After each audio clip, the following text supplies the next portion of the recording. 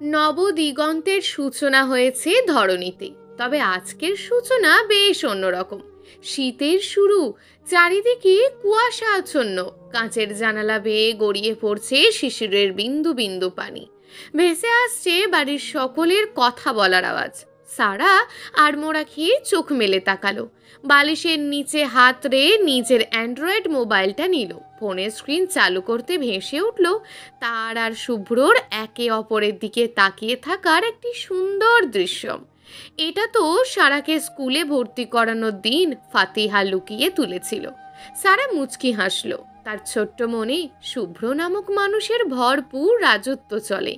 সময় বহমান, ঠিক নদীর উতলা স্রোতের মতন। নদীর স্রোত যেমন আমরা আটকে রাখতে পারি না, ঠিক তেমনই সময়ও কোনোভাবে আটকে রাখা যায় না। আর সুখের সময় হলে তো আরোই তাড়াতাড়ি বয়ে যায়। সারা তালুকদার বাড়িতে এসে 3 মাস হয়ে গেল। এই 3 মাস সারার জীবনে এক সুন্দর অধ্যায় হয়ে সারা জীবন থাকবে, যেখানে ফারুক তালুকদার আর মিসেস আনিতার মতন বাবাই আর মা পেয়েছে। আনিস তালুকদার আর সুমনার আব্বু আম্মু পেয়েছে। মনিরার মতন ফুপু পেয়েছে। অন্তু শ্রাবণের মতন 2 ভাই পেয়েছে। আর সবশেষে ফাতিহা আর আনিশার মতন 2 বেস্ট ফ্রেন্ডের মতন বোন পেয়েছে। এবারের সকলে সারার সাথে ভালোভাবে কথা বলেও শান্তা সারাকে 2 চোখে সহ্য করতে পারে না।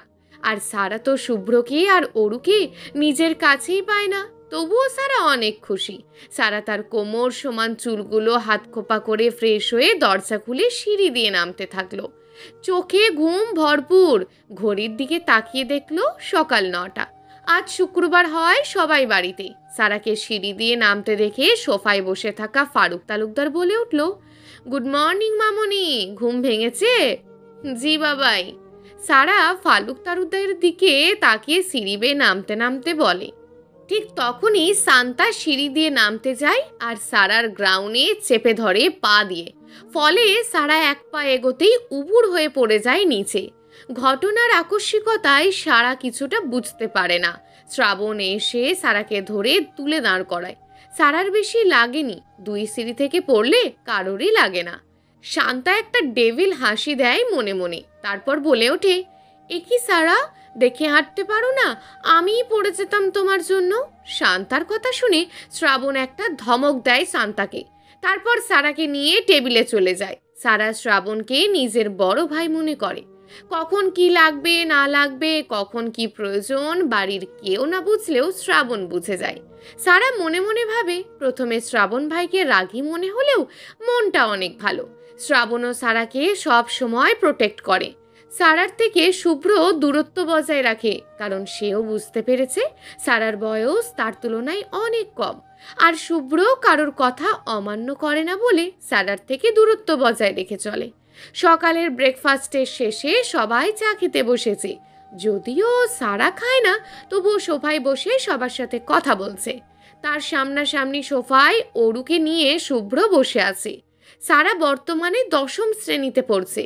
ফারুক তালুকদার স্কুলে কথা বলে তাকে 9-এর পরীক্ষা দেওয়ানো হয়েছিল, আর এখন পাশ করে 10ম শ্রেণীতে। মিসেস সুমনা চা দিয়ে যাওয়ার পর সবাই চা খাচ্ছিল। ঠিক তখনই অন্তু বলে ওঠে, বড় ভাইয়া শোনো। সবাই অন্তুর দিকে তাকালে অন্তু শ্রাবণের দিকে তাকিয়ে বলে, বড় ভাইয়া, কালকে সন্ধ্যায় পড়ার সময় ফাতিহা আপি তোমার লাঠি রুখিয়ে লাগছে, যাতে তুমি ভয় দেখাতে না পারো। এদিকে সবাই ফাতিহার দিকে তাকালে ফারিয়া চোখ বন্ধ করে মাথা নিচু করে বসে আছে। শ্রাবণ গম্ভীর কণ্ঠে ফাতিহার দিকে তাকিয়ে বলে ওঠে, ফাতু, এগুলো কি সত্যি? অন্তু কি ঠিক বলছে? ফারুক তালুকদার আর আনিশা তালুকদার উঠে যে যার রুমে চলে গেল, কারণ তারা জানে প্রতিদিন এই কটার কোনো না কোনো বিচার বসবেই। তাই মাথা না ঘামিয়ে ঘরে চলে গেল তারা। এদিকে ফাতিহা কটমট করে অন্তুর দিকে তাকিয়ে আছে। শ্রাবণ ধমকে উঠে বলল, যা বই নিয়ে বস, আমি এসে পড়া ধরবো, না হলে ওই লাঠি আজ তোর পিঠে ভাঙবো। ফাতিহা ভয়ে ভয়ে উঠে দাঁড়ালো। দাঁড়িয়ে বলল, ভাইয়া পরে বসি একটু। শ্রাবণ আবার ধমক দিয়ে বলে, তোরা 4টেই যা। অন্তু এবার বলল, আমি তো তোমার উপকার করলাম, আমি কেন পড়বো? শ্রাবণ ভুরু কুচকে রাগি চোখ নিয়ে তাকাতেই অন্তু ঢোক গেল। তারপর বলল, আনিশা আপি কাল তোমার সেই লাঠিটা বাইরে ফেলে দিয়েছে। আনিশা এতক্ষণ সুন্দর করে বসে বসে টিভি দেখছিল। অন্তুর কথা শুনে তার বিষম লেগে গেল। শ্রাবণ আনিশাকে একটা ধমক দিতেই সারা মিনমিনিয়ে বলে ওঠে, ভাইয়া তুমি আপুকে বকো না, আপু এখনো কার্টুন দেখে ভাত খায়। সারার কথা শুনে সবাই হেসে ফেলে। এদিকে আনিশা জানে আজ শ্রাবণ ভাই 4টের একটাকেও ছাড়বে না। প্রতিদিন অফিস থেকে বাড়ি এসে সন্ধ্যায় বই নিয়ে বসানো শ্রাবণের কাজ, কারণ তাকে ছাড়া কাউকে ভয় পায় না 4জনের একটাও। শ্রাবণ সারার দিকে তাকিয়ে গম্ভীর কণ্ঠে বলে, কি কি করেছিলে সব বলো, নয়তো একটা মারও বাইরে পড়বে না, তোমাদের সব কটাকে পেটাবো সকাল সকাল। সারার এখন মাটি ফেরে পাতালে চলে যেতে ইচ্ছে করছে। সামনে শুভ্র বসে অরুকে কোলে নিয়ে মোবাইল দেখছে। সারার ভাবনার মাঝেই শ্রাবণ আরেক ধমক দেয়, কি হলো বলো। সারা এবার শ্রাবণের রাগী দৃষ্টি দেখে সব বলতে থাকে। যদিও ফাতিহা আর আনিশা না বলতে ইশারা করেছিল, তাও সারা ভয়ে বলে দেয়, আসলে ভাইয়া আমরা কাল পড়ার সময় আমাদের কারোরই পড়া মুখস্থ হচ্ছিল না, তাই ফাতিহা আপু লাঠিটা লুকিয়ে রাখে আর আনিশা আপু তো সেটা ফেলাই দেয় জানালা দিয়ে। কিন্তু আপনি তো আর কাল পড়া ধরেননি, তাই আর লাঠিও খোঁজেননি। সারার কথা শেষ হতেই শ্রাবণ আনিশার ফাতিহার দিকে রেগে তাকায়। শুভ্র কদিন খেয়াল করছে সারা সবসময় মন মরা হয়ে থাকে।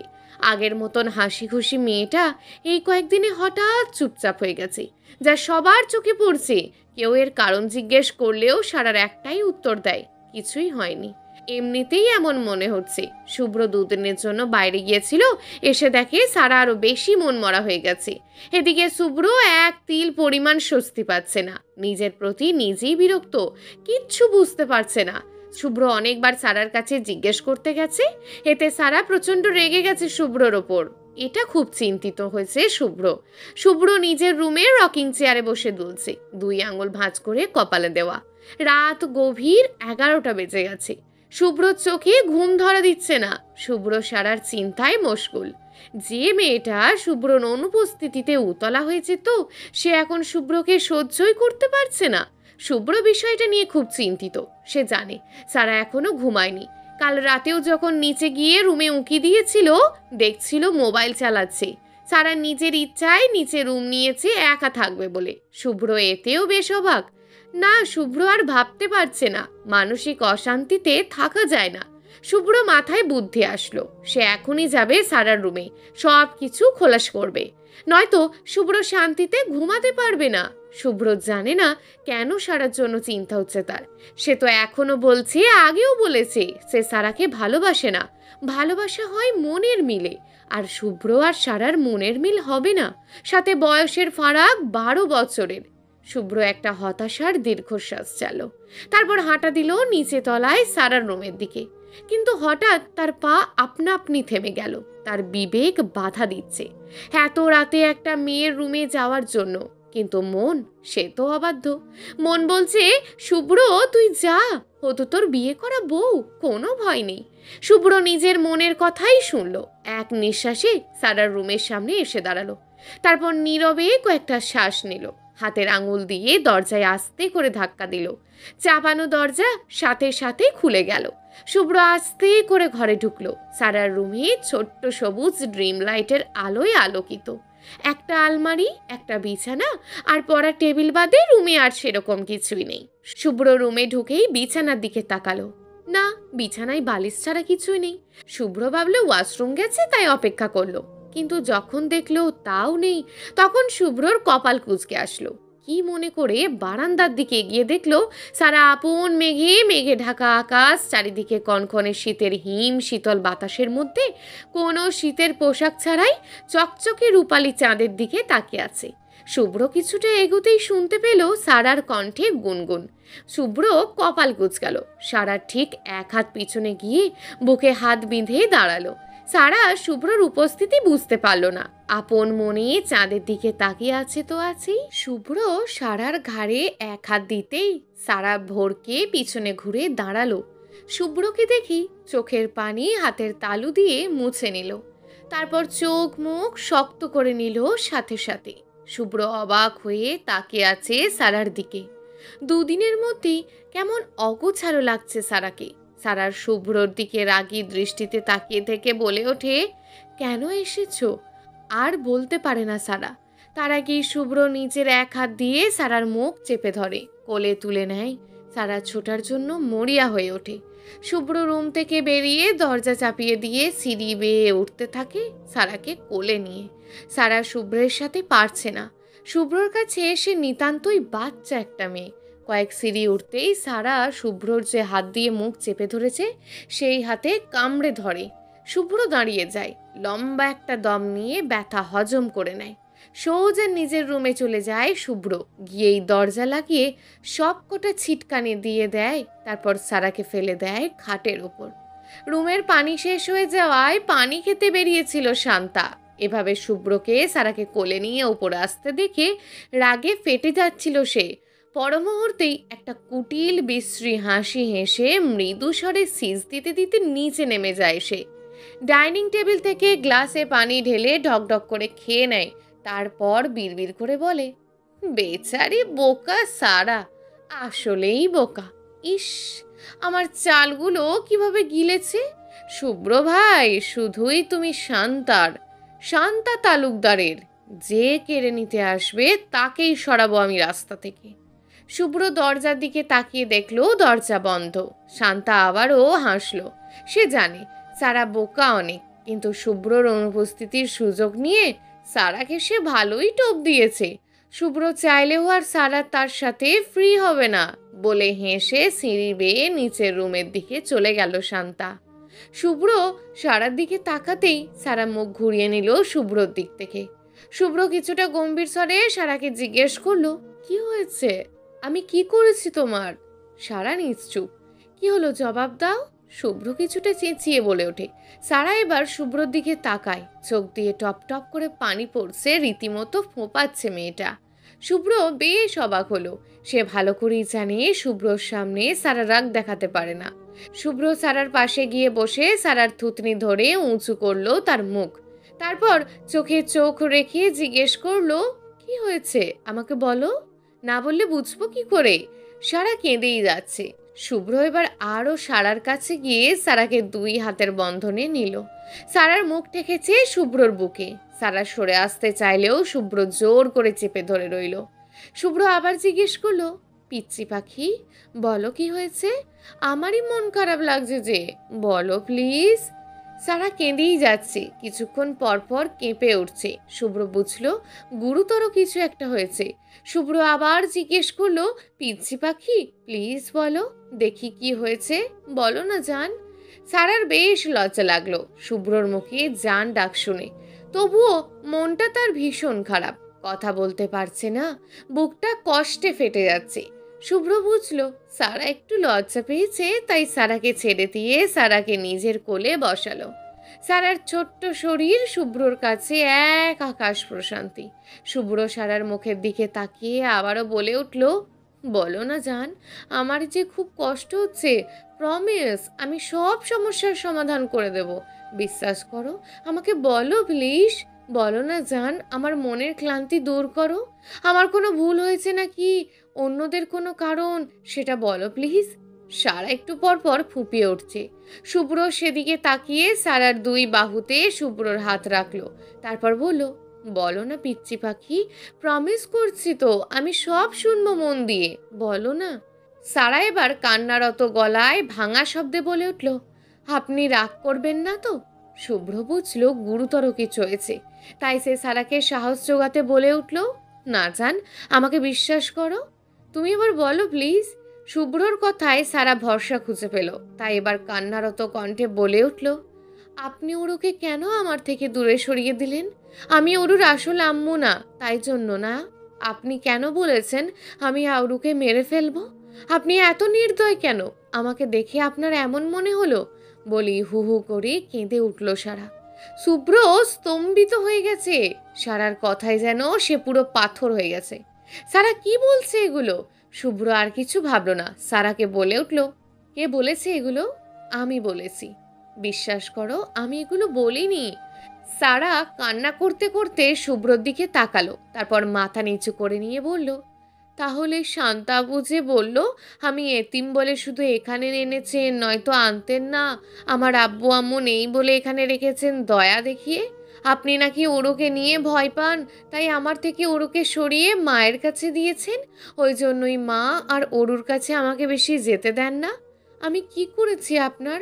আপনি তো জানেন ওরুকে আমি কতটুকু ভালোবাসি। তাও এমন কেন বললেন? শুভ্র সারার কথা শুনছে আর অবাক হচ্ছে। সে জানে শান্তা তাকে ভালোবাসে, তাই বলে এই না যে শুভর কোনো কাজ তার উপর আবার ভালোবাসা নামক কাজে গুরুত্ব দিয়েছে। শুভ্র সবসময় অ্যাভয়েড করেছে, নিজের বোনের চোখেই দেখেছে। আর সেই শান্তা শুভ্রর অনুপস্থিতিতে সারার কানে এত কিছু ঢোকালো। শুভ্রর রাগ মাথায় উঠে গেল, তাও শান্ত কণ্ঠে বলল, আর কি বলেছে বউ? বিশ্বাস করো, আমি কিছুই জানি না। এসব আমাকে বলো, কি কি হয়েছে? আপনি নাকি আমাকে টিস্যুর মতন ব্যবহার করবেন, আপনি নাকি আমাকে চুক্তিতে বিয়ে করেছেন। কই, আপনি তো বলেননি কোনোদিন। আপনি নাকি আমাকে শরীরের লোভে বিয়ে করেছেন, আপনি নাকি শান্তাপুর সাথে সব কিছু করেছেন, আপনাদের নাকি পরিবার থেকে বিয়ে ঠিক, তাই তো আমাকে সবাই আপনার থেকে দূরে রাখছে। শুভ্রর মেজাজ এবার 420 ভোল্টের গরম হয়ে গেল। সারা কি আসলেই বোকা? শান্তা এমনভাবে বোকা বানালো তাও বুঝলো না। শুভ্রর এখন মনে হচ্ছে শান্তাকে তুলে আছাড় দিতে, কিন্তু এখন এত রাতে কিছু করলে সমস্যা। সকালের জন্য অপেক্ষা করতে হবে, এর একটা বিহিত না করলে হবে না। তাই শুভ্র রেগে মেগে ওয়াশরুমে গিয়ে ঝর্ণা ছেড়ে দিল, এতে রাগ কমে যাবে। সারা বিছানা থেকে নেমে দাঁড়াতেই শুভ্র আচমকে এসে সারাকে কোলে তুলে নেয়। সারা হকচকিয়ে যায়। শুভ্র ওয়াশরুমে ঢুকে দরজা লাগিয়ে দেয়, তারপর সারাকে নামিয়ে ভিজতে থাকে দুজন। শুভ্র চুপচাপ দাঁড়িয়ে আছে ঝর্ণার নিচে। সে জানে না কেন সারার কাছে এলে হুট করে তার সব কিছু এলোমেলো হয়ে যায়, মনের মধ্যে প্রশান্তি ঘোরপাক খায়। শুভ্র মিচকি হাসলো, সারার চুলের মাঝে হাত পুড়ে দিয়ে চুলে একটা চুমু খেলো। সারা মৃদু কেঁপে উঠল, নিঃশ্বাস বন্ধ হয়ে আসছে কান্নার জন্য। শুভ্র বুঝল, তোয়ালে দিয়ে সারাকে মুছে দিয়ে ড্রেসিং টেবিলের সামনে বসিয়ে দিয়ে আসলো। তারপর শুভ্র আবার ওয়াশরুমে ঢুকে দরজা বন্ধ করে দিল। সারা চুপচাপ ড্রেসিং টেবিলের আয়নায় নিজেকে পর্যবেক্ষণ করছে। চোখের নিচে কালো হয়ে গেছে, মুখটা খুব ফ্যাকাশে লাগছে, চুল দিয়ে টুপটুপ করে পানি পড়ছে। সারা নিজের জামা কাপড় চেঞ্জ করে নিল, আগের থেকেই ছিল সেটা এই রুমে। 2 মিনিটের মাঝে শুভ্র ওয়াশরুম থেকে বেরিয়ে আসলো, এসেই সারাকে সামনে দাঁড়ালো। সারা এক পলক তাকালো শুভ্রর দিকে, শুধু ট্রাউজার পরিহিত শুভ্রকে দেখে থমকে গেল। খালি লোম বুক দেখা যাচ্ছে। চুলগুলো মুছে সারার সামনে এসে দাঁড়ালো। তারপর সারাকে ড্রেসিং টেবিলের সামনে টুলে বসিয়ে ড্রয়ার থেকে হেয়ার ড্রায়ারটা বের করে অল্প অল্প করে সারার চুলগুলো শোকাতে লাগলো। সারা আয়নার ভিতরে শুভ্রকে দেখছে অপলকভাবে। শুভ্র সারার ভেজা চুল শোকাতে শোকাতে বলল, এটা শুধু প্রয়োজনের জন্য, প্রতিদিন ইউজ করবে না, চুলে সমস্যা হবে। আর আমি সকালে সব সমস্যার সমাধান করব। আর একটা কথা, তুমি আমাকে বিশ্বাস করো তো? সারা মাথা নিচু করে নেয়, আয়নায় আর তাকায় না। তারপর বিড়বিড় করে বলে, যেদিন আপনি মামার কাছ থেকে আমাকে নিয়ে এসে আমার মাথার উপর আপনার ভরসার হাত রেখেছিলেন, সেদিন থেকেই বিশ্বাস করি আপনাকে। শুভ্র সারার বিড়বিড় করা কথা শুনতে পেয়ে মুচকি হাসলো। তারপর বলল, এরপর থেকে কেউ কিছু বললে সোজা আমার কাছে এসে বলবে, এমনভাবে আমাকে ইগনোর করবে না, মনে থাকে যেন। শুভ্রর বলা কথায় মৃদু কেঁপে ওঠে সারা, গম্ভীর আর প্রচণ্ড রাগ মিশ্রিত কণ্ঠ। শুভ্র সারার চুল শুকিয়ে আঁচড়ে দিল, তারপর সারাকে এক পলক পরখ করলো। মেয়েটার এখনো বুদ্ধি হয়নি, এত বড় একটা ছেলের সামনে ওড়না নেয়নি, শুধুমাত্র গেঞ্জি আর ব্লাউজ পরে বসে আছে। শুভ্র চোখ অন্যদিকে ঘুরিয়ে হেয়ার ড্রয়ারে রেখে দিয়ে সারাকে বিছানায় শুয়ে দিল। তারপর সে চলে গেল সোফায়, লাইট অফ করে ড্রিম লাইট জ্বালিয়ে দিল। সারা ভেবেছিল কোনো কাজ করবে, তাই হয়তো সোফায় গিয়েছে, কিন্তু যখন দেখলো না শুয়ে পড়েছে, সারা বুঝলো শুভ্রর অভিমান হয়েছে। সারা আস্তে করে উঠে সোফার পাশে গিয়ে শুভ্রর প্রশস্ত বুকে মাথা দিয়ে শুয়ে পড়ল। সারার উপস্থিতি শুভ্র বুঝে জিজ্ঞেস করলো, পিচ্ছি পাখি, বিছানায় ঘুমাও। হুম, তুমি এখনো ছোট, বিছানায় যাও। হুম, কি করছো? বিছানায় যাও কুইক, এখানে ঘুমাইলে পড়ে যাইবা। আপনি আছেন তো, আমাকে ধরে রাখবেন, ঘুমাতে দেন, কালকেও ঘুমাইনি আমি। পিচ্ছি পাখি, বোঝো না কেন? কি বুঝবো? শুভ্রর বুকে মাথা রেখে বলে ওঠে, তুমি এখনো পিচ্ছি, বড় হও, নয়তো আমাকে সামলাতে হিমশিম খাবে। আপনি চুপ করুন, ঘুমাতে দেন। বিছানায় যাও।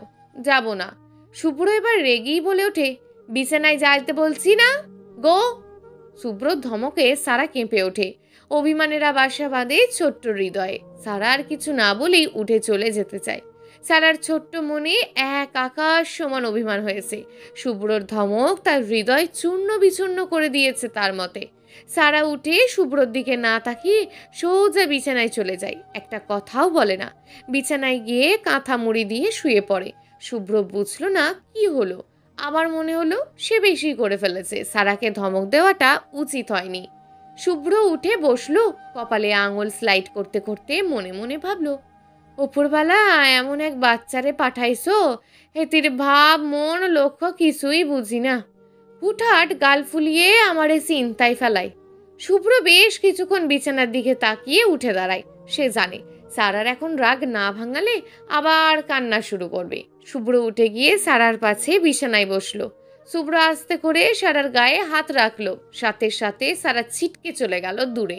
শুভ্র বুঝে গেল এরই মাঝে অভিমান করে ফেলেছে তার পিচ্চি পাখি। শুভ্র মুচকি এসে সবার উদ্দেশ্যে বলল, পিচ্চি পাখি, সরি, আর বকবো না, প্রমিস, মাফ করে দাও না একবার। সারা কোনো প্রতি উত্তর করলো না। সারার চোখ দিয়ে পানি পড়বে পড়বে ভাব। শুভ্র আবারও বলে ওঠে, জান, অরুর পাপা তোমার কাছে মাপ চাইছে, পাপ করবে না বলো। শুভ্রর এমন ছেলে মানুষই কণ্ঠ শুনে সারার রাগ গলে গেল সেকেন্ডেই। তবুও কিছু না বলে শুয়ে রইল। তার অভিমান হয়েছে শুভ্র তাকে বকেছে বলে। অভিমান তো কমবে না। শুভ্র এবার সারার পাশে এসে শুয়ে পড়ে সারাকে জড়িয়ে ধরল। সারা ছোটার জন্য ছটফট করতে লাগলো। শুভ্র মায়াবী কণ্ঠে বলে ওঠে, প্লিজ মাফ করে দাও জান, আর বকবো না, সত্যি, সত্যি। ছাড়ুন আমায়। না, ছাড়বো না। আগে বলো মাফ করেছো। ছাড়তে বলেছি, ছাড়েন তো। আগে বলো তুমি আমাকে মাফ করেছো, রেগে নেই। আচ্ছা ছাড়েন এবার। কি আচ্ছা, রাগ কমেছে পিচ্চি পাখি? আমারে পিচ্চি বলবেন না, আমি আর পিচ্চি না। তুমি আমার পিচ্চি পাখি। আর আমি বলবো না তো কে বলবে? সারা আর কিছু বলল না। শুভ্রর হাতের বাঁধন আলগা করে দিল। সারা ছাড়া পেয়েই সরে যেতে গেল। শুভ্র সারাকে আরো জোরে আটকে ধরে জড়িয়ে নিল দুই হাতের বাঁধনে। শুভ্রর এহেন কাণ্ডে সারা কিছুটা ভরকে যায়। শুভ্র সারার কানের কাছে মুখ নিয়ে গিয়ে ফিসফিস করে বলে ওঠে, জান, রাগ কমেনি, চলো রাগ কমাই একটু। যে কারণে রাগ করলে সে কারণেই রাগ ভাঙাবো। শুভ্র নেশালো কণ্ঠে এমন কথা শুনে সারার শির দ্বারা ঠান্ডা হয়ে যায়। পশমগুলো দাঁড়িয়ে যায়। সারা শুকনো ঢোক গেলে শুভ্রর উদ্দেশ্যে বলে, মানে কি করবেন আপনি? তোতলাচ্ছ কেন জান? ছাড়েন, ঘুমাবো আমি। পিচ্চি পাখি, আজ ঘুম নিষিদ্ধ। আজ রাতটা শুধু আমার, অনলি আমার, শুধু তোমার রাগ ভাঙানোর জন্য। আমি রেগে নেই, ছাড়েন, ঘুমাতে দেন।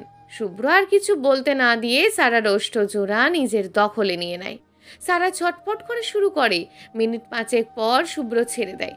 সারা জোরে জোরে নিঃশ্বাস নেয়, তারপর বলে ওঠে, অসভ্য। আর বলতে পারে না। শুভ্র আবারও সারার লাল টকটকে ওষ্ঠ জোড়া নিজের আয়ত্তে নিয়ে নেয়। সারা নিজের হাত শুভ্রর চুলের মাঝে গুঁজে দেয়। এতে শুভ্র আরও পাগল হয়ে যায়। আকাশের কুয়াশাচ্ছন্ন চাঁদের আলো সাক্ষী রেখে আবারও মিলিত হয় দুটি চাতক প্রাণ। ভোর 4টে। শুভ্র সারাকে নিয়ে ওয়াশরুম থেকে গোসল করে আসে। এক রাতে 2বার গোসল করায় সারার ঠান্ডা লেগে গেছে। বিছানার সাথে চেপে শুয়ে আছে, ছোট্ট কোলবালিশ জড়িয়ে রেখে কম্বল গায়ে দিয়ে শুয়েছে সে। শুভ্র বেশ কিছুক্ষণ সারাকে পর্যবেক্ষণ করে দরজা খুলে বেরিয়ে যায় রুম থেকে। উদ্দেশ্য তার কিচেনে গিয়ে স্যুপ রান্না করে সারার জন্য আর নিজের জন্য ব্ল্যাক কফি বানিয়ে নিয়ে ট্রেতে করে নিয়ে আসতে থাকে ওপরে। এত রাতে রান্নাঘরের শব্দ শুনে রুম থেকে বেরিয়েছিল ফারুক তালুকদার। শুভ্রকে ডাইনিংয়ের মৃদু আলোয় ওপরে যেতে দেখে তিনিও নিজের রুমে চলে গেলেন। শুভ্র রুমে এসে সারাকে উঠে বসায়। সারার মুখ ফ্যাকাশে, চোখগুলো ছোট ছোট, দেখেই বোঝা যাচ্ছে খুব ক্লান্ত সে। শুভ্র ফু দিয়ে দিয়ে স্যুপ চামচ দিয়ে সারাকে স্যুপ খাওয়াতে থাকে। খাওয়ানো শেষে পিল আর ব্যথার জ্বরের ওষুধ খাইয়ে শুইয়ে দেয় সারাকে। শুভ্র কফি খেয়ে একটু হাঁটাহাঁটি করে সারার পাশে শুয়ে পড়ে। মনে মনে ভাবতে থাকে সকালের কথা হবে সেই ধারণাগুলো। একসময় ঘুমিয়ে পড়ে শুভ্র। শীতের সকাল, সূর্য মামা অনেক আগেই উদয় হলেও এখনো তার কিরণ ধরণীতে এসে পৌঁছায়নি। সকাল 9টা বাজে, তবুও কুয়াশা, আর মেঘের চারিদিক অন্ধকারের মতোই। ঠান্ডা পড়েছে কনকনে, হাড় হিম করা। তালুকদার বাড়ির ড্রয়িং রুমে সবাই বসে আছে, কারোর মুখে কোনো কথা নেই। শুভ্রর চোখ মুখ স্বাভাবিক হলেও শ্রাবণের মুখে রাগের আভা। কিন্তু কেউ বুঝলো না, কারণ শ্রাবণ ছোট থেকেই চুপচাপ আর গম্ভীর, কারোর কথার মাঝে মতামত দেয় না। এটা তার সাথে ঠিক যায় না। এই তো কিছুক্ষণ আগেই সকালে পড়তে বসবে বলে অন্তু যখন সারাকে ডাকতে এসে সারাকে রুমে না পেয়ে শ্রাবণকে গিয়ে বলে, বড় ভাইয়া ছোট আপু তো রুমে নেই। শ্রাবণ ভুরু কুচকে অন্তুর দিকে তাকিয়ে বলে ওঠে, মানে? ছোট আপু রুমে নেই, আমি পুরো বাড়ি দেখেছি। আর আব্বু আম্মু চাচু চাচি ছোট ভাইয়া বড় আপু সবাই তো দরজা লাগিয়ে ঘুমায়, কারোর রুমেই তাহলে যায়নি? শ্রাবণ ভুরু কুচকে অন্তুর দিকে তাকিয়ে আনিসা ফাতিহার দিকে তাকালো। আনিসার সাথে সাথে মাথা নাড়িয়ে বলল, আমি কিছু জানি না, আপনি এমন করে তাকাবেন না, আমার ভয়ে পিঠ চুলকায়। শ্রাবণ বিরক্ত হলো, পর মুহূর্তেই উঠে দাঁড়িয়ে হাঁটা শুরু করে দরজার কাছে গিয়ে থমকে দাঁড়ায়। পিছন ফিরে এক ধমক দিয়ে বলে ওঠে, 3টেই পড়া শুরু কর, আমি এসেই পড়া ধরবো। বলেই শ্রাবণ বেরিয়ে যায়। আনিসা সেদিকে তাকিয়ে মুখ ভেঙচি দিয়ে অন্তরের দিকে তাকিয়ে বলে, শ্রাবণ ভাইয়ের চামচা, পড়তে বস, নইলে তোর সাথে আমার আর ফাতুর পিঠটাও ফাটাবে। শ্রাবণ স্পষ্ট বুঝতে পারছে সারা শুভ্রর রুমে। সেও পুরো বাড়ি খুঁজে নিয়েছে। এই সকাল 7টাতে কেউ ঘুম থেকে ওঠেনি, তাও এত শীতে। সে তো এই 4টাকে পড়ায়, তাই সে ওঠে। শ্রাবণ, বাগান, ছাদ সব খুঁজে এলো, তবে যখন সারাকে পেল না, তখন শিওর হলো যে সে শুভ্রর রুমে আছে। শ্রাবণের রাগে পাগল পাগল লাগছে। নিজের মাথার চুল নিজেই খামচে ধরে কিছুটা চিল্লিয়ে উঠল, তবে সামান্য শব্দে। সে জানে না কেন তার রাগ হচ্ছে, শুধু এটাই জানে যে সে সারাকে। চলবে গল্প 4 বছরের চুক্তির মা, লেখিকা সারা চৌধুরী।